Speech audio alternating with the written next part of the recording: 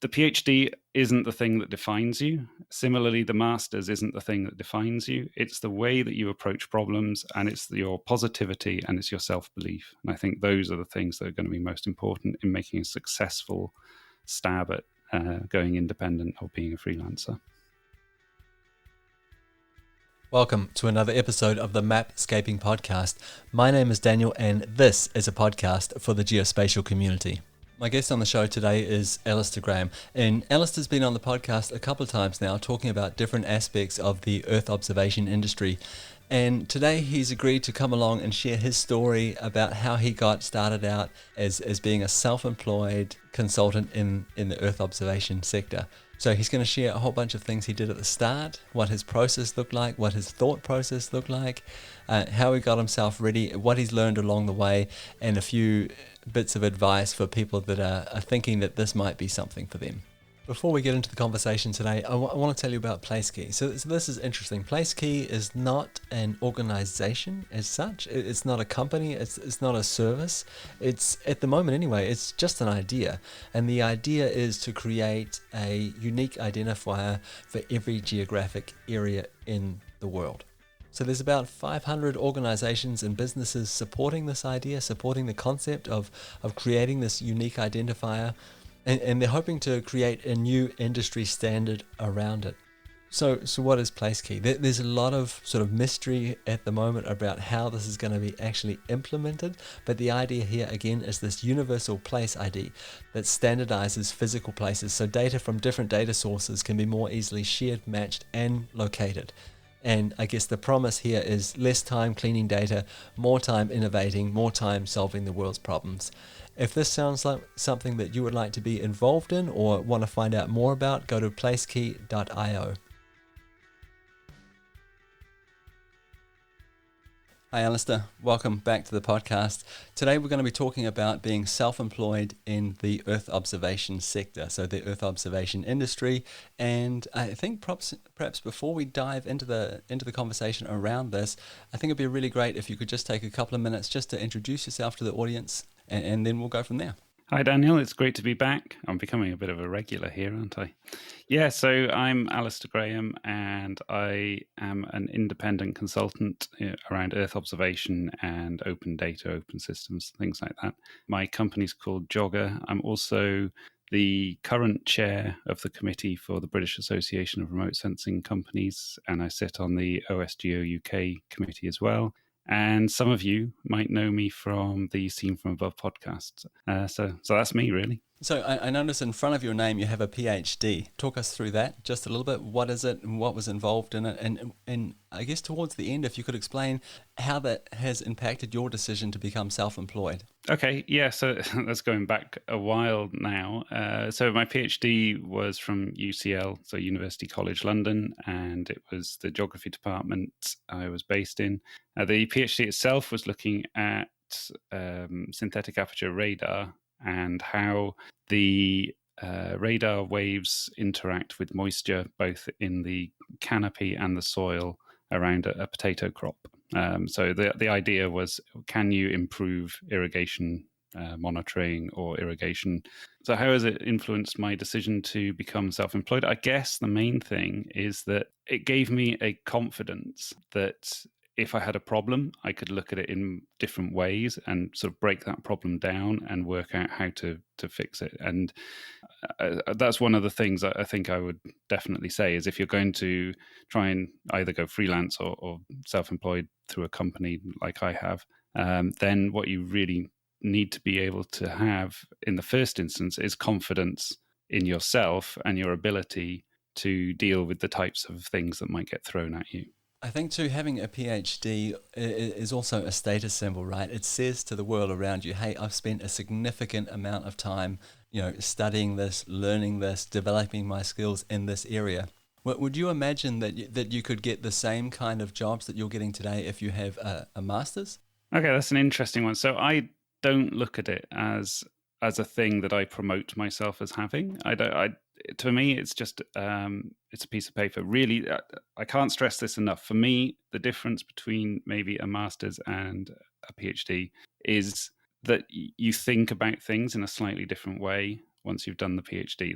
For me, that's the only difference. You might have some additional technical skills, and you'll have a piece of paper that some people might think more highly of. But really, that's not how I see myself. I guess in terms of your question about whether I would be doing the same types of work, that's an interesting one. So I've now had sort of 15 odd years of experience post PhD, and I wouldn't say that any of my work now is given to me or I win it based on my PhD. I would say it's based on my experience and the way that I can communicate what I will be doing for any individual client. So yeah, if you want to do a PhD is really useful, and like I say, it will give you this different way of thinking about a problem or approaching a problem.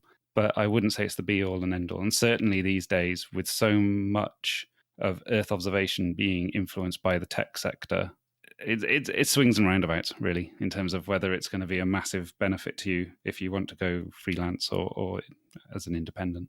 Thank you. I really appreciate you taking the time to clarify your thoughts around that, because I think that this is something people will think about, and they'll listen to you. They'll say, well, it's easy for that guy. He's got a PhD. I only have a master's, or I only have a bachelor's, and want to know if this is still possible for them. Yeah, so I would say it's definitely possible. It's really interesting. So I've set up Jogger in 2013, and so I've been trading for 7 years or so. And I guess really what I want to say here is that if you have an MSc, then you're going to have skills that are totally different now compared to the skills that were around in 2013. So having a PhD from some time in the past doesn't really change whether or not someone now is going to be more or less suitable for setting up on their own. Similarly, if you have a PhD now, the same things are going to stand as that I've just said. You're going to have a slightly different way of thinking about things. You're going to have slightly different experience in terms of you've done those additional years of academic study, and you will have some additional technical skills. But if you've come out from a university with an MSc, or maybe you've done 1 or 2 years post MSc working for a larger company, and you think, okay, now's the time that I really want to go freelance or independent, then the skills you have will be enough to get you started. And once you get started, it's the experience that you'll gather. And it might be that, and I find this quite often, particularly in Earth observation, it seems, and it might be in other sectors as well, that a lot of the independents and the freelancers start to clump together. And so we talk to each other. And so it might be that, if one person has an MSc and another person has a PhD, and there's an issue with a piece of work or something, you could just say, "Oh, I'm really sorry, but how would you approach this?" And most people generally in life are really happy to help someone else if they've got a skill that they think that would benefit someone else, even if it's sort of a little bit in the same commercial domain. They'll still take some time and say, "Okay, well, have you thought about it in this way?" And I think really having a PhD versus having a master's really comes down to personal preference as to how you want your academic studies to go. I mean, when I did my PhD, I thought I was going to be an academic for the rest of my life. And then by the time I'd finished that and a couple of postdocs, I was ready for the commercial world. So the PhD isn't the thing that defines you. Similarly, the master's isn't the thing that defines you. It's the way that you approach problems, and it's your positivity, and it's your self-belief. And I think those are the things that are going to be most important in making a successful stab at going independent or being a freelancer. I think you covered a lot of really, really important topics here. And the first one I'd like to sort of highlight a little bit is that idea that there's a community out there of people doing freelance work, of being independent consultants that you can draw on, because when you're working in an organization, that idea of sparring, or that ability to just tap someone on the shoulder and say, "Hey, I've got a problem, can you help me?" I think that people see that as being a barrier to entry. If you go out by yourself, you might not necessarily have that community. So that's really positive to hear that the community is supportive in that way. You talked a little bit about your PhD, which was really great. And then you talked about, at the start, you were saying, I thought I was going to be an academic forever. And then you did a couple of postdocs, you moved out into the world, worked for an organization. What made you decide that, okay, working for an organization, being an employee is not right for me? So this is quite interesting because there's a number of different things that came together in 2013 that made my going independent a thing. So really, I'd wanted to work for myself for ages, and I'd sort of thought about all sorts of different things, like running a sandwich shop and all of these other crazy things. It was just a case of I really like the autonomy. I like to be able to control when I work and how I work and what I'm working on, who I'm working for. So that was a massive driver, and that had been there ever since sort of doing my PhD, when I had total autonomy over everything. And I wasn't really finding that autonomy in any of the jobs that I had, either the postdocs or the working for the larger organizations. There were also some personal sort of family issues that came up in 2013 as well, that meant that it was time for a switch of job anyway, and that, but I still needed to have an income, and so that this potential going independent was going to be one way of doing it. And then thirdly, there was such a huge shift that was happening in Earth observation around sort of that 2010 to 2015 type time, and it's still going on now, but it's slightly changing in its focus. But there was a massive shift in terms of all of the Copernicus data being made available, coming online. There was huge amounts of funding going into things like, there's something called the Satellite Applications Catapult in the UK, which is primarily designed to try and support the Earth observation and other satellite-based industries. And that's only 15 miles or so down the road from me. There was a huge upsurge in scientific and engineering type funding and opportunities around Oxford, where I'm based. And so it seemed like the right time, both personally and in terms of the Earth observation sector. And it fulfilled that sort of nagging voice at the back of my head about how I wanted to work for myself. So that's how Jogger came about. Was all of those things happened together at the same time in 2013. Okay, so we've got this massive confluence of things that are leading you or pushing you in this direction of being self-employed. What do you then do? Do you just go and start a website and jobs roll in? How did it work? Well, if you're not me, that might work. Yeah.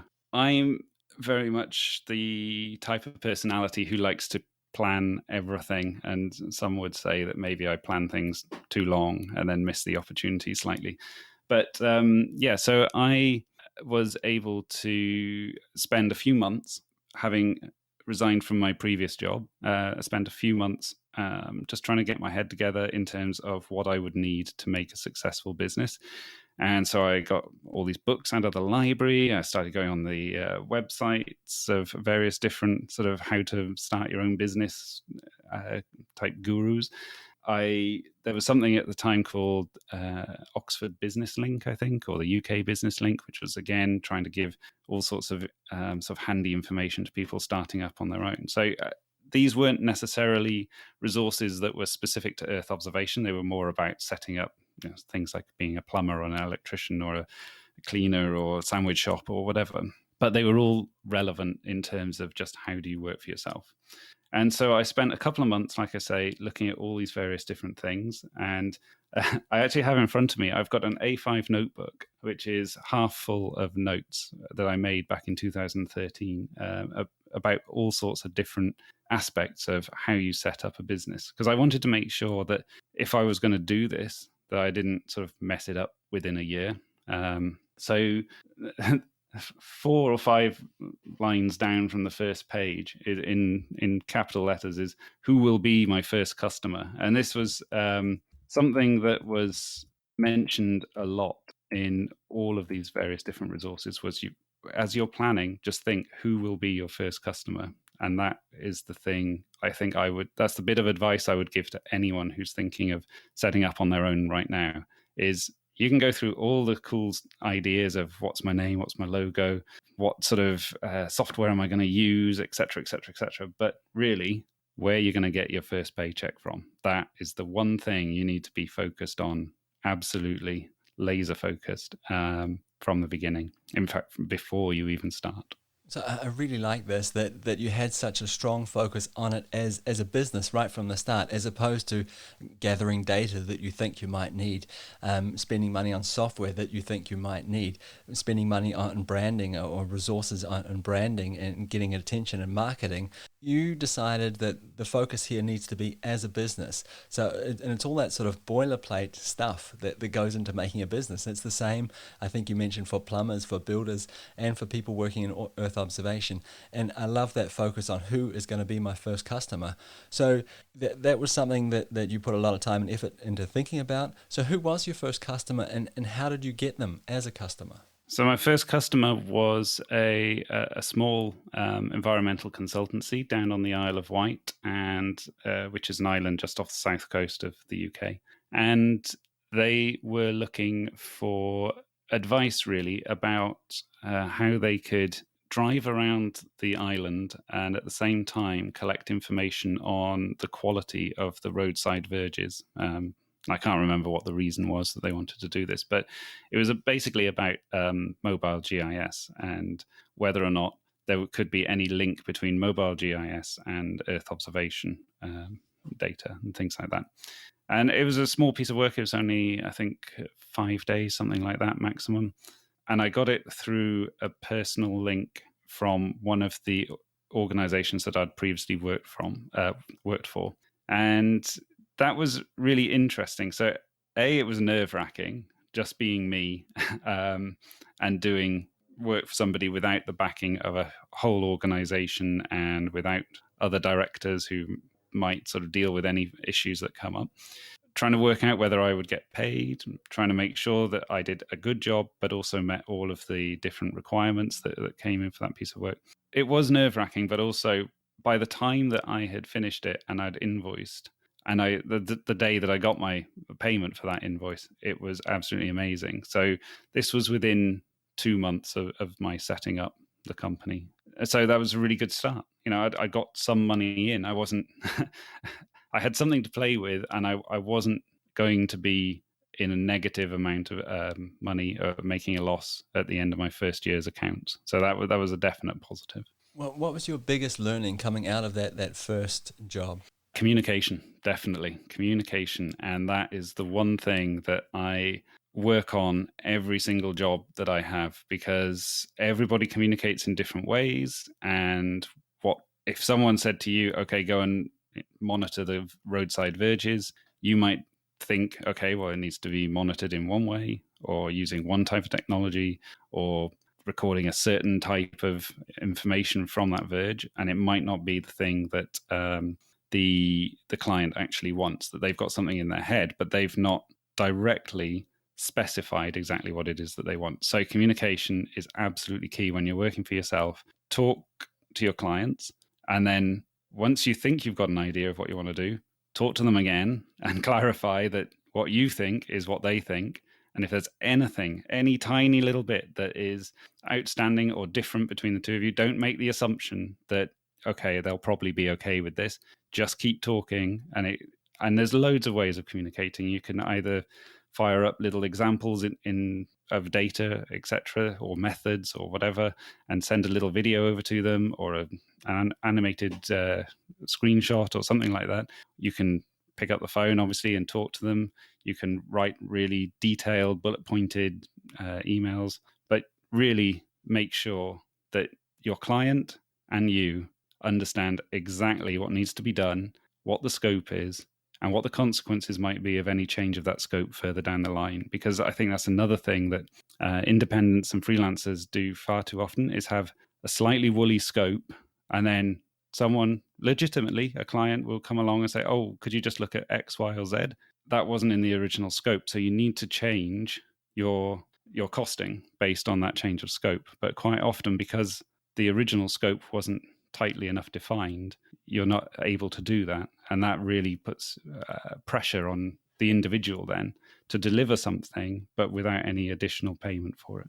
I guess a lot of this comes with experience too, right? So the more you deal with people, the more you understand how you can communicate in different ways, what the expectations might be in a certain industry or for a certain type of project. And I think too, perhaps in terms of writing those estimates, right, writing that scope of work, I think the more you do this, the better you get at it.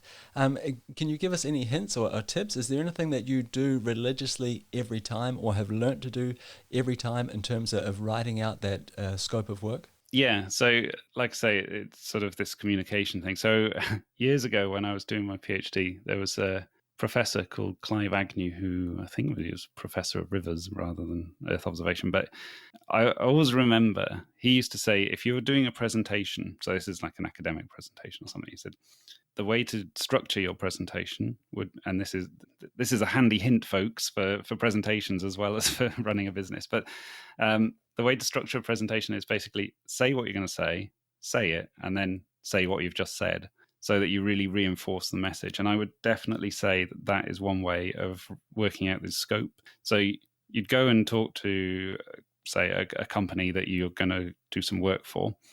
Listen to what they say the scope is, say the scope back to them, and then have a conversation about the scope that you've just both spoken about. And do that every time to make sure that everyone's on the same page. And it's really difficult the first time you do it, particularly if if you know that you're relatively new as a freelancer, and it might be that you haven't got a lot of time in the sector or whatever, so you haven't got loads of contacts. So the people you're working for might be unknown to you, and you might be unknown to them. It is really hard to do that. But before you leave any meeting where you're either deciding what's going to go in the contract or you're potentially signing the contract, you really need to do this whole thing of define the scope, state what the scope said, redefine the scope, and make sure everyone's happy with it.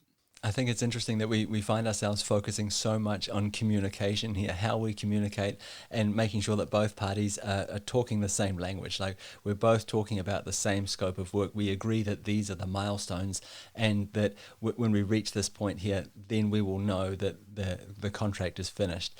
Because when you think about Earth observation, immediately my mind goes to the technical side of it, right? To segmenting images, to looking at data and discovering objects in there and then doing some analysis based on that. But yeah, here the focus is so far anyway has been completely on that conversation on communication.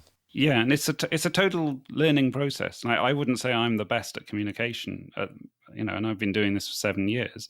I would say every time I do it, I learn more and I improve more, hopefully.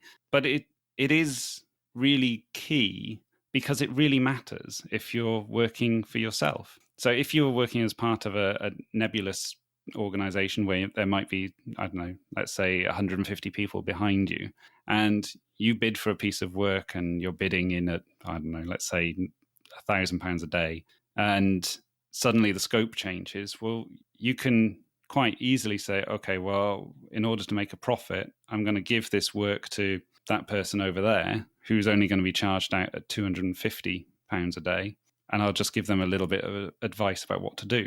And that's fine. But as an individual, any change of scope is basically a reduction in your fees that are coming in. And any reduction in the amount of money that you have coming in on any individual job actually makes a massive, massive difference in terms of the amount of money that you generate over the course of a year. And so you want to be ultra efficient, really, in terms of the jobs that you're doing. So technically, you want to be efficient to minimize any additional loss through things that can be really easily dealt with, like this issue of communication. And I think a big part of communication, a big part of the scope of work is the pricing, right? How much is it going to cost? And I think when you first start out, when you're doing something for the first time, it's really difficult to know what price to set on your services. How did you go about it? Very first time I did it, finger in the air. I didn't really know. I knew roughly what I'd been charged out at for the 2 organizations I'd worked for previously, and I had a bit of a stab at it. And then I signed up for some free business advice clinic type things that were happening in Oxford. And I got a really good piece of advice from a guy who'd spent, I think, 35 years in the IT business. And he was saying, okay, well, you you need to basically work out all the days that you're not going to be working. And that might be because you're trying to sell into a new job, or you're trying to market your business, or you're on holiday, or whatever. And then you've got an idea of the number of days roughly per year that you're actually going to be working. Then you need to look at all your costs that you have. And then you need to set the target amount of money that you want in terms of a total income over the year. And once you've set all of those different parameters, then you're in a position to work out, okay, what day rate am I going to need to charge in order to meet all of those different parameters? And I think this is one of the things that is actually really hard for people who work in organizations where every month they get a set amount of money coming into their bank account as their salary. I think it's really hard for them to see what's happening to independents and freelancers who basically get paid on a per contract, per invoice method. And it might look that any individual who's doing a piece of work has a really high day rate, but they have to remember that that day rate isn't coming in every single day for every single month in the same way that someone who gets a salary would. And so I do take issue with people who, when they say, okay, so how much is it going to cost? And then they say, oh, that's a bit high. Do you think we can maybe reduce it by X amount? And quite often it'll be 10 to 15 to 20% less than your actual day rate, which you should have at this point costed up properly. So it should be a fair reflection of what you're worth and what you need in order to keep your life going in the way that you want it to. And I really take issue with people that try and do this. I understand what they're coming from, particularly if they've got budgets and things that they need to manage. But at the same time, you're not going to go into a superstore and pick up, I don't know, a bag of rice or something and go, oh, I really want this rice. But if you could just knock off 20%, that'd be really great. Oh, and this pasta over here, 20% off that as well. Would that be great? So I find it an unfortunate situation that quite often independents and freelancers have to justify their day rate, and we shouldn't be having to do that. Our day rate should, if you're good at what you're doing in terms of setting up your business, your day rate should be an accurate reflection of your value and the amount that you require in order to meet your lifestyle. I think there's some really good advice there about costing things out. What does it actually cost to live, and then trying to meet that target based on an estimate of number of work days throughout a month, a year, whatever. That sounds like a really good approach at the start. I could imagine that you start off in that way there, and then sort of with time, with experience, when you have more contact with other people in the community doing similar work, that you can kind of adjust those levels as well. Yeah, definitely. And the type of work that you're doing. So certainly as you start to talk to others who are doing similar types of business, what you really want to be able to do is get everybody on a rough parity. I mean, everyone will be slightly different day rates, but if, say, I don't know, 5 independents were going for a piece of work and 4 of them were all coming in at, I don't know, let's say £500 a day, and then someone, the 5th one came in at £100 a day, you know that whoever's going to be awarding that is going to look at the £100 and go, ooh, value for money down there.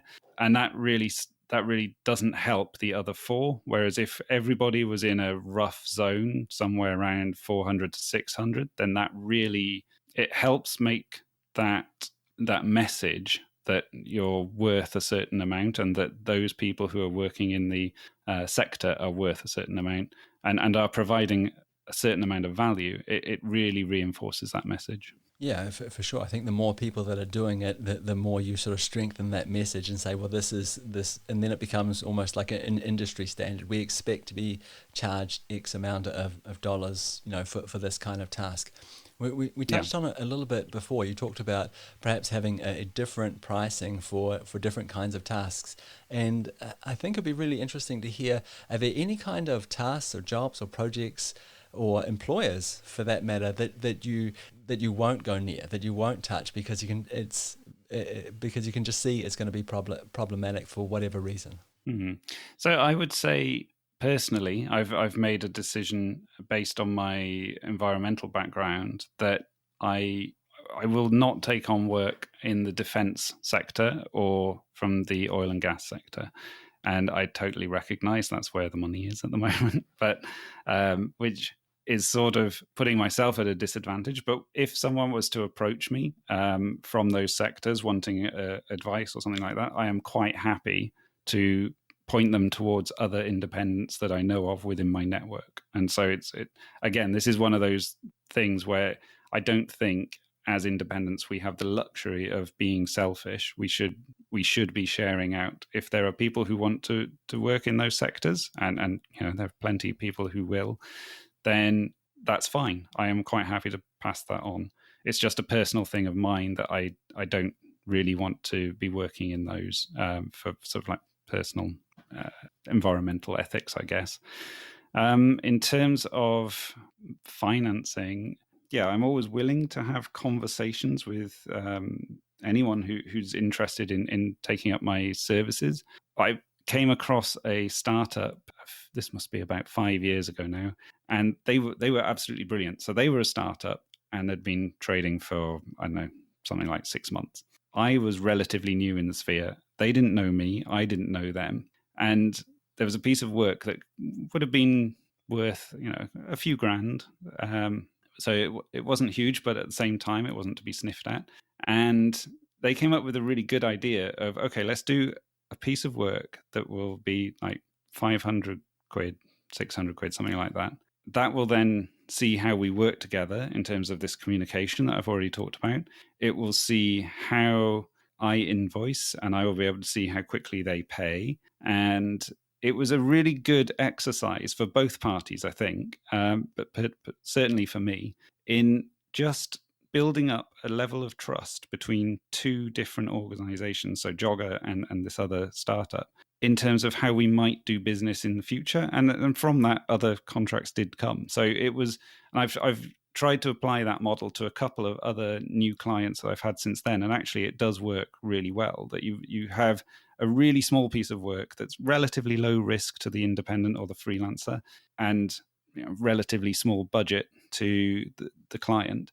And you just work together to see how it might go in future. And then from there, you can start to build up into larger and larger contracts. I think that makes perfect sense. I mean, it's the idea here is that we can feel each other out, right? So we can try this thing. If it works, great. We can continue. We can move on.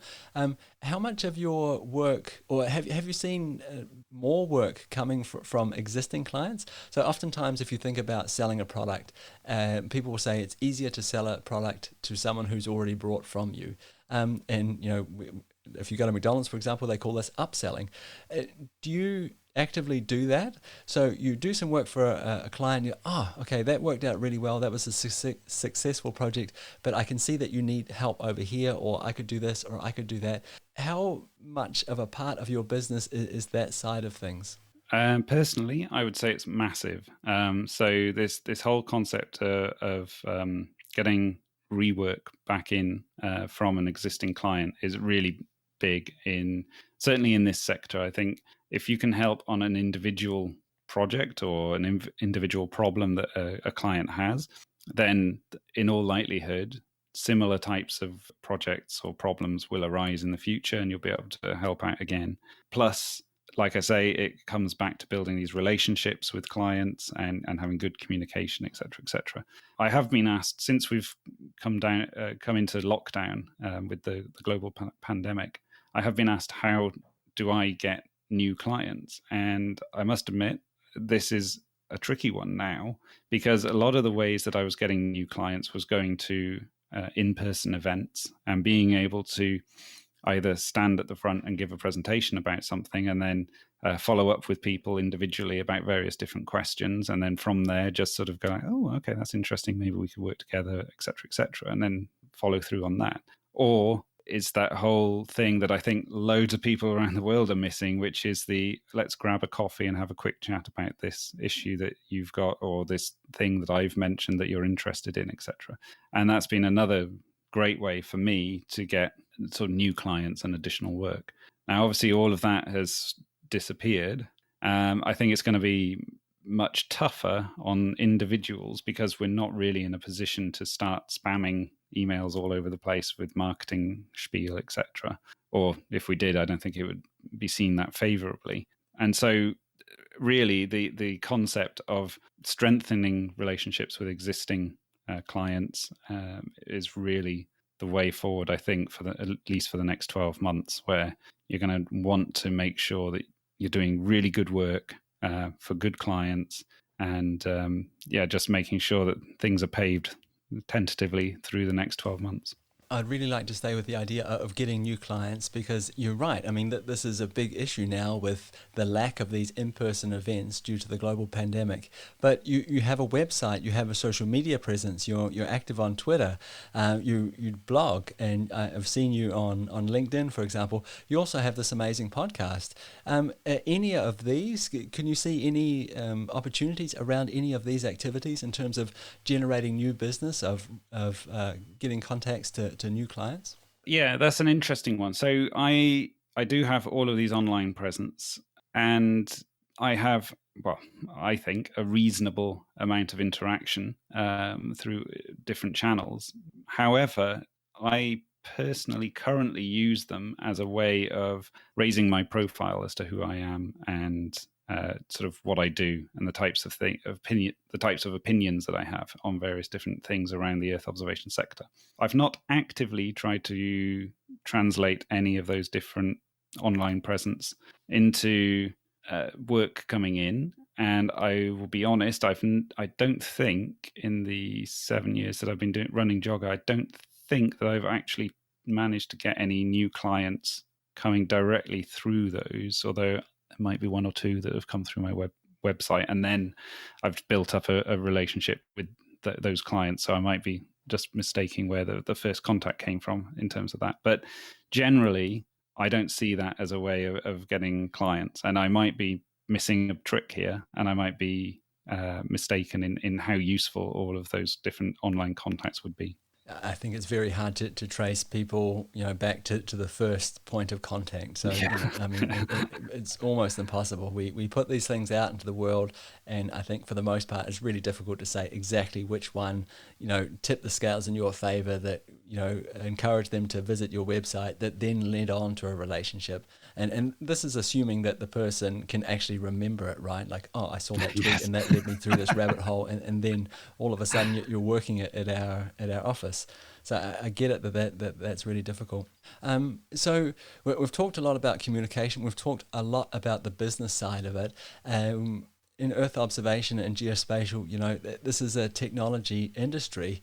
I'd be curious to know what tools you use, and if you ever run into the problem where you simply don't have access to a tool. Because you don't have access to a particular tool, you just don't take on certain projects. Oh yeah. Oh, definitely. Okay, so as I think I mentioned at the beginning, I'm on OSGeo UK's committee, which sort of demonstrates that I'm a big proponent of open source and open data.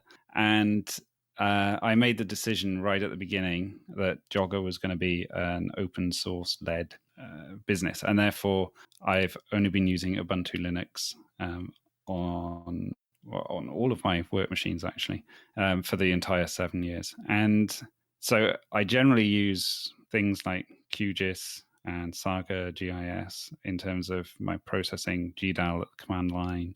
And then in terms of doing sort of documents and things like that, I have I know it's not open source, but it's easy to use. I have a Google business account, and so do everything through that, mainly because it means that I can access any of the documents I need from wherever I am, whether I'm in someone's office or if I'm on leave and away and something needs to be done, then I can access those documents. So in terms of the very basics, it's as much online as possible. So Google Business Apps being the main one. And then in terms of the geospatial side of things, it's GDAL command line stuff, and then QGIS and Saga are the main ones, and then a little bit of Orfeo Toolbox as well now and again, depending on the project. Now, in terms of things that I miss, I don't know whether or not Erdas Imagine actually runs on Linux or not. But anyway, I wouldn't be able to afford a license. So I do miss that. I used to use that a lot in previous work, and it was really easy to use and very, very powerful and very extensible. So that's definitely one thing I miss. The other thing that definitely stops me getting work is the amount of job opportunities that state must be able to use ArcMap or ArcGIS as was. And again, so I don't use that. I haven't used it for, well over 10 years now. And it's not, again, I don't think, I'm fairly sure it doesn't run on Linux. And it's not a piece of software that I would necessarily want to offer anyway. I prefer using all the open source stuff. But yeah, that often comes as a stipulation. And it's so ingrained. It's a bit like having Microsoft Office, I guess, being the de facto Office software that everybody just talks about. I mean, ArcGIS is the de facto GIS software. But yeah, that does stop me getting pieces of work, I think. Or at least it stops me going for pieces of work. But I think the interesting thing here too is that despite the lack of access for whatever reason to these different tools, that you're still running a successful business, you're still getting jobs, and you're still being able to trade as a self-employed person in the Earth observation space. Yeah, well, it shows the power of the open source community. Really, some of the tools that are out there now they're certainly, all the ones I mentioned are as good as some of the proprietary tools, and a lot of the proprietary tools actually use the open source in the background anyway. But yeah, there's no reason why you can't use open source to run a business. That's lots of people do that, and that's perfectly fine.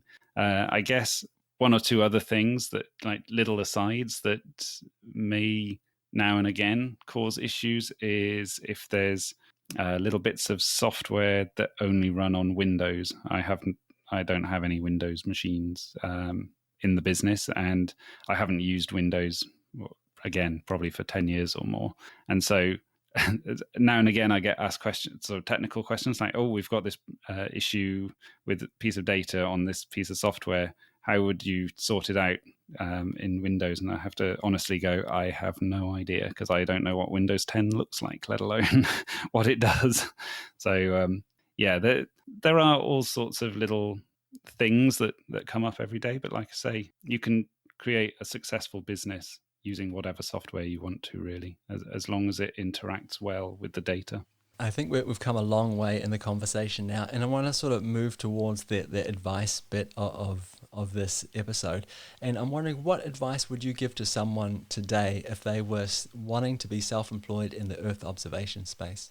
I would say do it, but think about it for a little bit beforehand. So quite often the way that people look at this type of thing is that they will sort of get really excited and go, oh yeah, I'm going to offer these services and I'm going to make loads of money every year.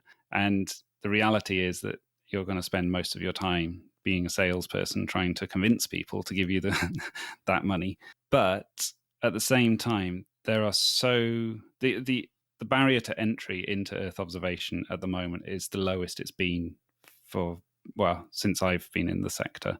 And being able to know how to use some of the open source tools in particular, but also the proprietary tools, being able to know how to code in Python or R, being able to know how to get access to the open data, that just gives you such a good platform to start from, that then it's going to all be about building your network. That is going to be the main thing, is building up contacts, making sure those contacts are happy with the type of work that you do, or at least know that you exist and can point you at other potential clients. So those are, I guess those are the main things. Go for it. Make sure your network of contacts is really good. Make sure that your software and everything else is well planned, thought through and planned out, and make sure that you're confident, because there's so many opportunities in Earth observation at the moment. Thank you, Alistair. I really appreciate your time, and I appreciate you being so open and honest about your business. So when you start a business, it's a very personal thing.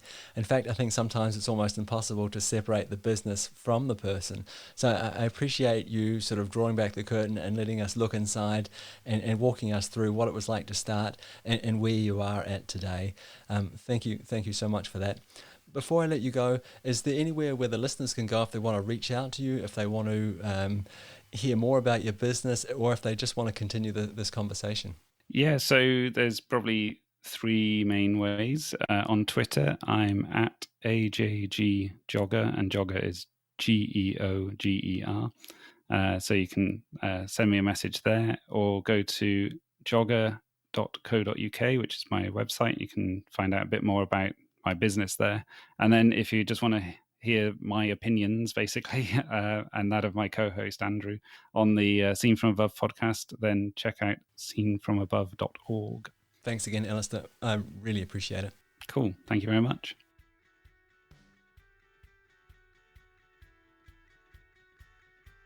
At the start of this episode, I mentioned PlaceKey, and I said that it wasn't an organization and it's not a business. It's more of an idea at this stage, but the idea is really cool. The idea is to create a new industry standard around the way we join different data sets spatially. So there's a lot of questions at the moment still around the implementation of this, but the concept is being backed by a huge amount of companies and organizations. If this sounds interesting to you, if you'd like to be involved, if you'd like to find out more, I would encourage you to go along to placekey.io and check it out for yourself. Just before I say goodbye, I want to mention a few of the really big things that I got out of this conversation with Alistair. The first one for me was that it had to be a business, right? So he was making a business, and he had that strong focus on building a business first. In fact, one of the first things he did was to figure out who his first client was going to be. And then another thing that really shone through in this conversation, at least for me, was the focus on communication. We spent most of the conversation talking about how communication between Alistair and his clients was key to successful business relationships, to maintaining those relationships. And those relationships are actually what his business is based on, and they continue to generate revenue for him because he continues to get projects based on the clients that he's got already because he has a good relationship with them. Another thing I found really interesting was that he could build an entire business based on open source tools. So it wasn't necessarily the tools that were holding him back. He did mention that because he had decided to only use open source software in his business, that there were projects that he couldn't apply for, which is fair enough. But I think the fact that he can do it, that he can have a successful business based on open source products, free software that we all have access to, is absolutely incredible. Okay, those are just a couple of key points there that I wanted to highlight that I found particularly interesting. I hope this conversation has helped you. If you're sitting out there wondering if you can make a go of it, if you can be self-employed in the Earth observation industry, I really hope this has given you something to think about and perhaps a bit of direction as well for how you might get started. And that's it for another episode of the Mapscaping Podcast. My name is Daniel. It's been a pleasure being your host again this week. Thank you so much for tuning in. It's much appreciated. If you want to reach out to me, I'm most active on Twitter. Just look for Mapscaping, and you can also find me on LinkedIn. Those two platforms seem to be where I find myself spending most of my time. Yeah, if you want to get a hold of me, there's lots of places to do it, and I would love to hear from you. Okay, that's it from me. We'll talk again next week. Bye.